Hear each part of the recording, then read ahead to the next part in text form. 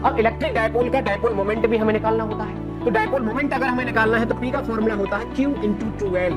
Axial पे कितनी intensity होती थी, तो ये रहा मेरे पास डायपोल, इसका ये सेंटर है, सेंटर से r डिस्टेंस पे एक पॉइंट रखा हुआ है यहाँ कहीं पे, ये एक्सियल लाइन है। Kp/r³ under root of 3 cos square theta plus 1। Theta को डालते जाओ, अगर थीटा की वैल्यू 90 हम पुट कर दें यहाँ पे, थीटा अगर 90 है तो टॉर्क कितना मिल जाएगा भाई, Pe के इक्वल मिल जाएगा, जो कि इसकी मैक्सिमम वैल्यू मिलती है। हेलो वॉरियर्स, कैसे हैं आप सभी? मैं पीएस सर आप सभी का आरडब्ल्यू फैमिली में बहुत बहुत स्वागत करता हूं। तो चलिए भाई, आज हम करेंगे इलेक्ट्रिक चार्जेस एंड फील्ड, जो कि हमारा पहला चैप्टर है, उसका रैपिड रिवीजन। इस बहुत छोटी सी क्लास के अंदर आप पूरा का पूरा जो चैप्टर है उसके सारे के सारे फॉर्मूले पढ़ने वाले हो, सारे के सारे कॉन्सेप्ट्स पढ़ने वाले हो। बहुत ही जल्दी पूरे चैप्टर का हम खेल खत्म करने वाले हैं। तो चलिए आ जाइए, हो जाइए स्टार्ट। सबसे पहले है इलेक्ट्रोस्टैटिक्स। इलेक्ट्रोस्टैटिक्स एक ऐसा ब्रांच है फिजिक्स का जिसमें हम पढ़ते हैं चार्ज के बारे में। अगर चार्ज रेस्ट पे रखा हुआ है उसके बारे में हम पढ़ेंगे। तो बेसिकली बस यही ध्यान रखना, चार्ज एट रेस्ट की जो स्टडी की जाती है उसी को हम क्या बोलेंगे, इलेक्ट्रोस्टैटिक्स, चार्ज एट रेस्ट। अब इसमें जो सबसे पहला टॉपिक आता है वो आता है इलेक्ट्रिक चार्ज। होता क्या है इलेक्ट्रिक चार्ज? ये आप जानते हो, पॉजिटिव चार्ज होता है, नेगेटिव चार्ज होता है, लेकिन ये काम क्या करते हैं? मैटर की एक ऐसी प्रॉपर्टी जिसकी वजह से वो किसी दूसरे को अपनी ओर अट्रैक्ट या रिपेल करेंगे। तो जो दुनिया में आकर्षण और रिपल्शन, अट्रैक्शन एंड रिपल्शन जो हो रहा है, वो पूरा किसका देन होता है भाई? चार्ज का ही देन होता है, वो चार्ज का ही काम होता है। तो चार्ज ऐसी प्रॉपर्टी जो कि अपनी ओर अट्रैक्ट या रिपेल कर पा रहा है किसी दूसरे को। ठीक है भाई, इसकी कुछ यूनिट्स होती है। यूनिट क्या होती है? ऐसा यूनिट की अगर मैं बात करूं तो कूलम बोल दूंगा। सीजीएस यूनिट की अगर हम बात करें तो ESU, जिसको हम क्या बोलते हैं, स्टेट कूलम भी बोल सकते हैं। इलेक्ट्रोमैग्नेटिक यूनिट की अगर हम बात करें तो एब कूलम, जिसे हम EMU भी बोलते हैं। अब इनमें रिलेशन भी देख सकते हो। 1 कूलम कितना होता है? 3 × 10⁹ ESU के। 1 EMU कितना होता है? 3 × 10⁸ ESU के इक्वल होता है। ये आप रिलेशन देख सकते हो। अच्छा, चार्ज होता है कैसी क्वांटिटी होती है भाई? स्केलर क्वांटिटी होती है, ये भी ध्यान रखना। स्केलर है, इसका मतलब नॉर्मली इसे ऐड या सब्ट्रैक्ट किया जा सकता है। Charge like mass is a fundamental and intrinsic property of matter. तो फंडामेंटल प्रॉपर्टी होता है, इंट्रिंसिक प्रॉपर्टी होता है। Unlike charges attract each other, like charges repel each other. ये तो दुनिया का नेचर ही होता है भाई, सबका नेचर यही है कि एक जैसे अगर चार्ज है, नेगेटिव नेगेटिव दूर जाना चाहेंगे, पॉजिटिव पॉजिटिव दूर जाना चाहेंगे। लेकिन अगर एक तरफ नेगेटिव है, एक तरफ पॉजिटिव है, तो इनमें तो भैया अट्रैक्शन होगा ही होगा, दोनों पास पास में आ रहे होंगे, यानी यहाँ पे अट्रैक्टिव नेचर इसका हो जाएगा। आगे अगर हम बढ़े तो ये क्या है? Additivity of charge. एडिटिविटी का मतलब होता है चार्ज एक स्केलर क्वांटिटी है, तो कहीं पे भी कितना भी चार्ज दे रखा हो, +Q1 -Q2 +Q3, net charge अगर हमें फाइंड करना है तो डायरेक्ट आप विद साइन ऐड या सब्ट्रैक्ट कर सकते हो। जैसे ये वाला पॉजिटिव वाला है, पॉजिटिव वाला ऐड कर दोगे, नेगेटिव वाला सब्ट्रैक्ट कर दोगे, पॉजिटिव वाला ऐड कर दोगे, टोटल चार्ज आप इजीली निकाल सकते हो। फिर आएगा law of conservation of charge. Charge conserve रहता है, यानी इसे ना तो आप क्रिएट कर सकते हो ना डिस्ट्रॉय कर सकते हो। फिर कैसे आता है भैया? ये आता है इलेक्ट्रॉन को ट्रांसफर करके।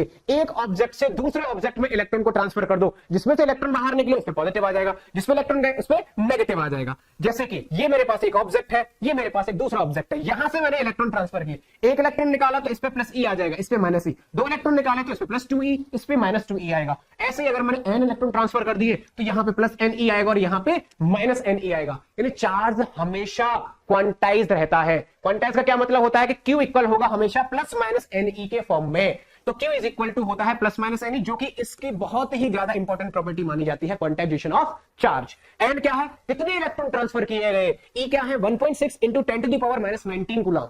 अब यहां से आप n को भी निकाल सकते हो। n कितना आएगा? Q/E। E की वैल्यू आप जानते ही हो। ओके, तो ये होता है क्वांटाइजेशन ऑफ चार्ज। अगला टॉपिक आएगा इलेक्ट्रिफिकेशन। इलेक्ट्रिफिकेशन का मतलब है मेथड ऑफ चार्जिंग। चार्जिंग करने के क्या क्या मेथड्स होते हैं?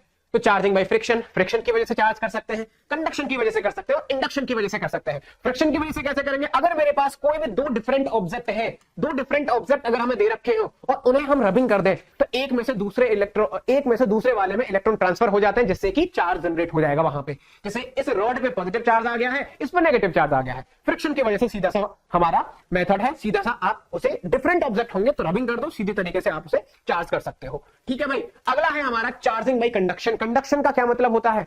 एक ऑब्जेक्ट रखा है न्यूट्रल, उसे किसी चार्ज ऑब्जेक्ट से आके टच कर दिया जाए तो वो भी चार्ज हो जाएगा। इस प्रोसेस को हम क्या बोलते हैं? Charging by conduction. ये मेरे पास न्यूट्रल बैठा हुआ था, अब मैंने चार्ज रॉड को आके इसको टच करा दिया। जैसे टच कराएंगे तो इस पे भी पॉजिटिव चार्ज डिस्ट्रीब्यूट हो जाएगा और फिर हम इसे दूर हटा देंगे तो इस पे पॉजिटिव चार्ज जनरेट हो गया। इस मेथड को बोलेंगे चार्जिंग बाय कंडक्शन। चार्ज करने के लिए टच कराना जरूरी है, बिना टच किए चार्ज नहीं होगा। और कैसा चार्ज आया है? सेम चार्ज आया है। लेकिन अगर बिना टच किए चार्ज कर रहे हो किसी ऑब्जेक्ट को, टच नहीं करना है फिर भी वो चार्ज हो जाए, तो उस प्रोसेस को हम बोलते हैं चार्जिंग बाय इंडक्शन। ये न्यूट्रल था, मैंने इसके पास में लाके एक रॉड रख दी जिसके पास पॉजिटिव चार्ज है, तो पॉजिटिव ने नेगेटिव को अपनी ओर इकट्ठा कर लिया और पॉजिटिव को दूर कर दिया। दुनिया का यही नेचर है, नेगेटिव को पॉजिटिव पसंद है तो नेगेटिव वाला तो इधर आएगा ही आएगा। ठीक है, फिर मैंने इन्हें अलग अलग कर दिया, अलग अलग कर दिया, फिर मैं इस रॉड को दूर हटा ले गया। जैसे रॉड को दूर हटा के लेके जाऊंगा तो जो नेगेटिव चार्ज इस तरफ अट्रैक्ट हो रहा था अब वो पूरा इस पे डिस्ट्रीब्यूट हो जाएगा, जो पॉजिटिव चार्ज इससे दूर भाग रहा था अब वो इस पे पूरे पे डिस्ट्रीब्यूट हो जाएगा। तो इस तरीके से अगर चार्ज का डिस्ट्रीब्यूशन करना है, इस तरीके से चार्ज जनरेट हो रहा है, उसको हम बोलेंगे चार्जिंग बाय इंडक्शन। ठीक है भाई, अगला आएगा फिर हमारा नेक्स्ट टॉपिक है कूलम्ब्स लॉ। कूलम्ब ने बहुत सिंपल सी बात कही कि दो चार्जेस अगर रखे हुए हैं तो उनके बीच में एक फोर्स लगता है जो कि Q1 Q2 के डायरेक्टली प्रोपोर्शनल होता है और बीच की डिस्टेंस के स्क्वायर के इनवर्सली प्रोपोर्शनल होता है। तो F is equal to K Q1 Q2 upon R square. K की वैल्यू 1/4 पाई एप्सिलॉन नॉट होती है जिसकी फिक्स वैल्यू होती है 9 × 10⁹ newton metre square upon coulomb square. याद रखेंगे। अब ये एप्सिलॉन नॉट क्या होता है, इसको हम बोलते हैं electric permittivity of free space जिसकी फिक्स वैल्यू ये होती है और यूनिट आ जाएगी coulomb square upon newton × metre square. इसके बाद में फिर हमने पढ़ा था डाइलेक्ट्रिक कांस्टेंट। डाइलेक्ट्रिक कांस्टेंट जिसको हम K से रिप्रेजेंट करते हैं या एप्सिलॉन से, कभी कभी C से भी आप इसे रिप्रेजेंट कर सकते हो। डाइलेक्ट्रिक कांस्टेंट होता क्या है, it is the ratio of electric permittivity of medium and electric permittivity of free space और वैक्यूम। यानी एप्सिलॉन और एप्सिलॉन नॉट का रेशियो जो होगा उसको हम K से रिप्रेजेंट कर सकते हैं या फिर एप्सिलॉन R से भी रिप्रेजेंट कर सकते हैं। आप यहां से ऐसे ही बोल सकते हो कि एप्सिलॉन जो होगा मीडियम की जो इलेक्ट्रिक परमिटिविटी है वो किसके इक्वल आ जाएगा, relative permittivity into area vacuum की परमिटिविटी लगा दीजिए आप यहां पे। और जो K होता है ये 1 और इनफाइनाइट के बीच में इसकी वैल्यू लाई करेगी हमेशा। वैक्यूम के लिए K की वैल्यू 1 होती है, जैसे वाटर आ जाए उसके लिए 80 हो जाएगी। कोई और मीडियम अगर दे रखा है तो आपको क्वेश्चन में गिवन होगी। मेटल के लिए इसकी वैल्यू कितनी हो जाती है भाई, इनफाइनाइट हो जाती है। ठीक है, फोर्सेस बिटवीन मल्टीपल चार्जेस। अब यहां पे हम क्या पढ़ेंगे भाई, प्रिंसिपल ऑफ सुपरपोजिशन। क्या होता है प्रिंसिपल ऑफ सुपरपोजिशन, बहुत सिंपल तरीके से समझो। अगर हमारे पास मल्टीपल चार्जेस दे रखे हैं, एक से ज्यादा चार्जेस दे रखे हैं, ये Q है, ये Q1, ये Q2 और ये Q3 दे रखा है, तो ये कहता है कि अगर मल्टीपल चार्जेस है तो इंडिविजुअल जो चार्ज की वजह से फोर्स लग रहा है उस पे अदर चार्जेस की वजह से कोई इफेक्ट नहीं लगेगा। यानी कि ये वाला इस पे जो फोर्स लगा रहा है F1, इस F1 में इन दोनों का कोई योगदान नहीं होगा। माइनस Q2 जो इस पे फोर्स लगा रहा है F2, इस F2 पे इन दोनों का कोई योगदान नहीं होगा। जो Q3 ने इस पे फोर्स लगाया है F3, इस F3 पे बाकी के दो का कोई योगदान नहीं रहेगा। इंडिविजुअल जो हमारे चार्ज की वजह से फोर्स लगता है वो बाकी के चार्ज से अनइफेक्टेड रहता है। और अगर आपको नेट फोर्स निकालना है कि नेट कितना आ जाएगा भैया, टोटल कितना आ जाएगा, तो वो उन सभी इंडिविजुअल फोर्सेस, इंडिविजुअल जो चार्जेस की वजह से फोर्स निकल के आ रहे हैं उनका वेक्टर सम कर दीजिए, वही हमारा नेट फोर्स निकल के आता है। इसी को हम बोलते हैं प्रिंसिपल ऑफ सुपरपोजिशन। ठीक है भाई साहब, अलग अलग निकालो और उन्हें वेक्टर सम कर दीजिए। फिर आता है चार्ज डेंसिटी। एक होता है लीनियर चार्ज डेंसिटी जो कि क्या होती है भाई, एक रॉड जैसी चीज पे डिस्ट्रीब्यूट होगी। Lambda is equal to Q upon L होता है।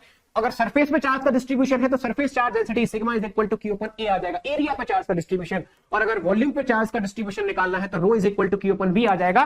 वॉल्यूम पे चार्ज का डिस्ट्रीब्यूशन क्या होता है वो यहां से हम कर सकते हैं। फिर आएगा इलेक्ट्रिक फील्ड। इलेक्ट्रिक फील्ड क्या होता है, चार्ज के चारों ओर वाला ऐसा एरिया, ऐसा रीजन, ऐसा स्पेस जहां तक वो किसी दूसरे को अपनी ओर खींच पाए या उसे दूर धक्का दे पाए। तो चार्ज के चारों ओर वाला जो फील्ड है जहां पे वो किसी दूसरे को अट्रैक्ट या रिपेल कर पा रहा है उस पूरे फील्ड को हम इलेक्ट्रिक फील्ड बोलते हैं। अब कहां पे कितना फील्ड होगा, फील्ड की स्ट्रेंथ अगर हमें निकालनी है तो उसके लिए हम यूज करते हैं इलेक्ट्रिक फील्ड इंटेंसिटी, जिसको कैपिटल E वेक्टर से हम रिप्रेजेंट करते हैं। इलेक्ट्रिक फील्ड इंटेंसिटी क्या होता है, यूनिट पॉजिटिव चार्ज पे जो फोर्स लग रहा है उसी को इलेक्ट्रिक फील्ड इंटेंसिटी बोला जाता है। E is equal to F upon Q, vector quantity मिलेगी। यूनिट की अगर बात करें तो न्यूटन पर कूलम्ब मिलेगा या फिर वोल्ट पर मीटर इसकी यूनिट निकल के आती है। अब इलेक्ट्रिक फील्ड इंटेंसिटी अगर हमें पॉइंट चार्ज की वजह से निकालना है, ये रहा पॉइंट चार्ज, इसकी वजह से किसी पॉइंट पे हमें इंटेंसिटी निकालनी है। जिस पॉइंट पे इंटेंसिटी निकालोगे वहां हमेशा +1 कूलम्ब चार्ज लोगे। पॉजिटिव पॉजिटिव रिपल्शन करेंगे, रिपल्शन करेंगे तो E की डायरेक्शन इधर मिलेगी और फॉर्मूला क्या होता है भाई इसका, KQ अपॉन R स्क्वायर। अगर मैं नेगेटिव रख दूं तो नेगेटिव पॉजिटिव को अट्रैक्ट करेगा, मोहब्बत है इसे तो भाई, तो KQ अपॉन R स्क्वायर ही आएगा, लेकिन ये अट्रैक्टिव नेचर का आएगा। डायरेक्शन चेंज हो गई है बस नेगेटिव की वजह से, और कुछ चेंज यहां पे नहीं हुआ है। फिर आता है इलेक्ट्रिक डायपोल। डायपोल क्या होता है, एक तरफ माइनस Q होगा, एक तरफ प्लस Q होगा। दो चार्जेस होंगे, एक तरफ माइनस Q, एक तरफ प्लस Q, दोनों पास पास में होंगे, उसी को हम क्या बोलते हैं, इलेक्ट्रिक डायपोल। यानी एक तरफ मेरे पास -10 कूलम्ब है तो दूसरी तरफ +10 कूलम्ब होना चाहिए, एक नेगेटिव में एक पॉजिटिव में, सेम मैग्नीट्यूड होना चाहिए और पास पास में रखे हुए होने चाहिए। तो इस फिनोमेना को क्या बोलते हैं, इस पूरे सिस्टम को क्या बोलते हैं, इसको बोलते हैं इलेक्ट्रिक डायपोल। अब इलेक्ट्रिक डायपोल का डायपोल मोमेंट भी हमें निकालना होता है, तो डायपोल मोमेंट अगर हमें निकालना है तो P का फॉर्मूला होता है Q × 2L। ये हमारा इलेक्ट्रिक डायपोल मोमेंट का फॉर्मूला होता है। अब यहाँ पे मेरे पास माइनस क्यू चार्ज होगा, यहाँ पे प्लस क्यू होता है, दोनों के बीच का सेपरेशन कितना होता है 12, तो P is equal to Q into 12। ये भी कैसी क्वांटिटी होती है भाई, वेक्टर क्वांटिटी होती है, वेक्टर क्वांटिटी होती है, और वेक्टर क्वांटिटी है तो इसकी डायरेक्शन होगी, और डायरेक्शन कहां से कहां होती है बता सकते हो क्या आप मुझे? Minus Q two plus Q होती है, माइनस क्यू से प्लस क्यू की ओर हमारी इसकी डायरेक्शन मिलेगी। ठीक है, ये डायपोल मोमेंट हो जाता है। फिर आएगा electric field intensity on axial line of electric dipole.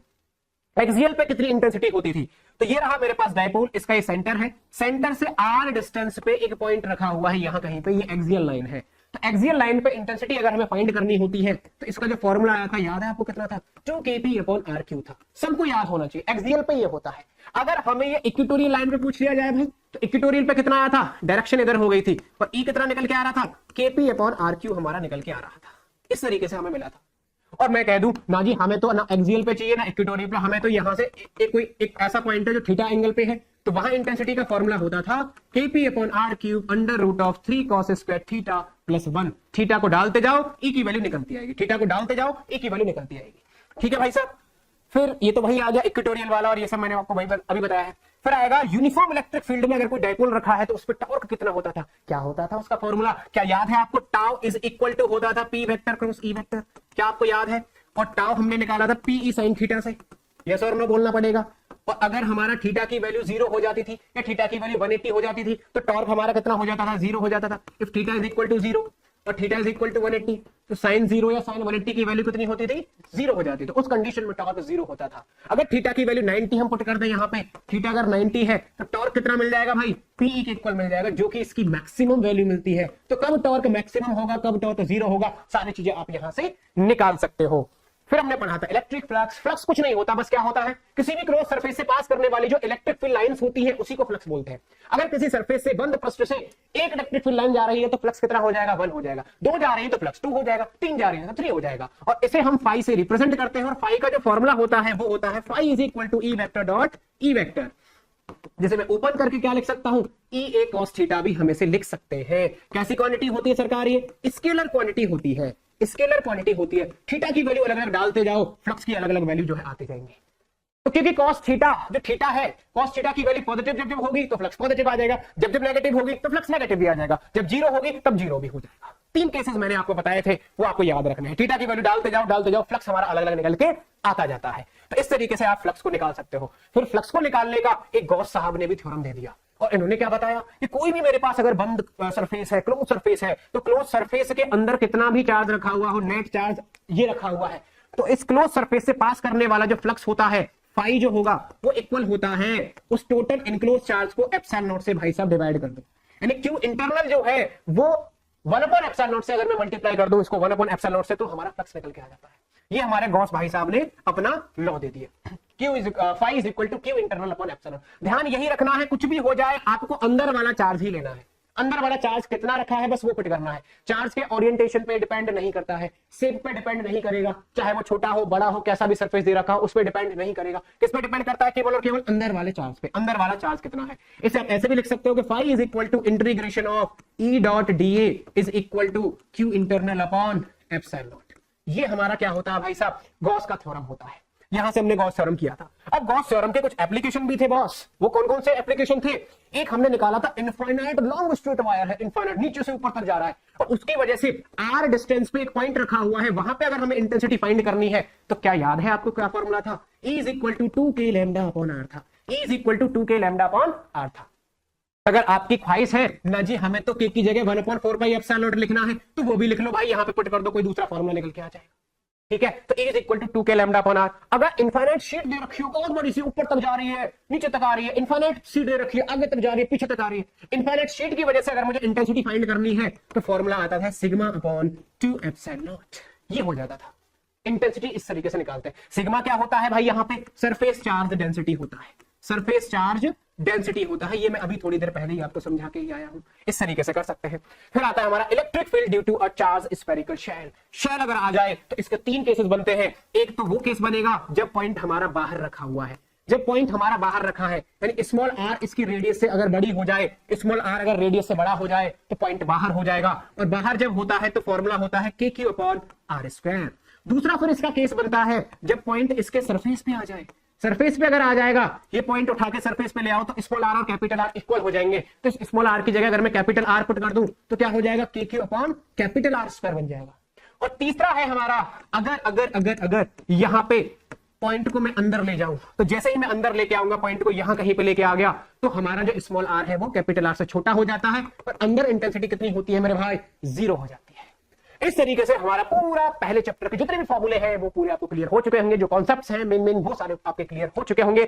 और कैसे लगी आपको ये क्लास, और भी अगर चैप्टर्स की ऐसे ही क्लास आपको चाहिए तो कमेंट सेक्शन में जरूर लिख के जाएं, क्लास कैसी लगी जरूर लिख के जाएं, कोई भी सजेशन हो आपका जरूर लेके जाएं। Okay, thank you so much, bye bye, take care, love you all.